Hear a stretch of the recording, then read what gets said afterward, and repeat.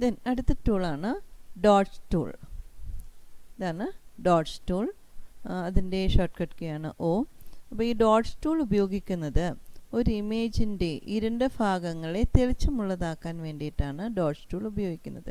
അപ്പോൾ എവിടെയാണോ തെളിച്ചമായിട്ട് കിട്ടേണ്ടത് ആ ഭാഗം സെലക്ട് ചെയ്തിട്ട് ഡോട്ട്സ് ടൂൾ ഇങ്ങനെ ഡ്രാഗ് ചെയ്യുക. ഇരുണ്ടിരിക്കുന്ന ഭാഗമായതുകൊണ്ട് നമുക്കത് ശരിക്കും തെളിച്ചമുള്ളതാക്കി തീർക്കാൻ സാധിക്കുന്നുണ്ട്. അപ്പോൾ ഇവിടെ തെളിച്ചമുള്ളതാക്കിയപ്പോൾ വേറൊരു എഫക്റ്റാണ് വന്നത്. ഏരിയയിലൊക്കെ തെളിച്ചമുള്ളതാക്കി തീർക്കുക എന്നുള്ളതാണ് ഈ ഡോട്ട്സ് ടൂളിൻ്റെ ഒരു ഉപയോഗം.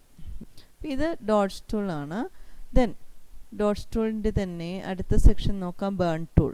ഈ ബേൺ ടൂൾ ഈ ഡോട്ട്സ് ടൂളിൻ്റെ ഓപ്പോസിറ്റ് എഫക്റ്റാണ്. അതായത് തെളിച്ചമുള്ള ഭാഗങ്ങൾക്ക് ഈ ഇരുണ്ടതാക്കുക എന്നുള്ളതാണ് ബേൺ ടൂളിൻ്റെ ഉപയോഗം.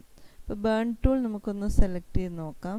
അപ്പോൾ നമുക്കിവിടെ ഈ കണ്ണിൻ്റെ ഭാഗം ഒന്ന് ഇരുണ്ടതാക്കുകയാണ്.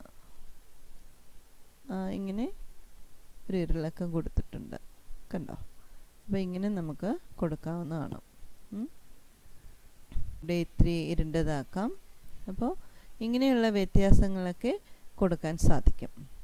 ദെൻ അടുത്തതായിട്ട് സ്പോഞ്ച് ടൂളാണ്. ഈ സ്പോഞ്ച് ടൂൾ എന്ന് പറഞ്ഞാൽ എവിടെ ഏത് പോർഷനിലാണോ ആ പോർഷനിലെ കളർ ഇത്തിരി കുറയ്ക്കുക എന്നുള്ളതാണ്.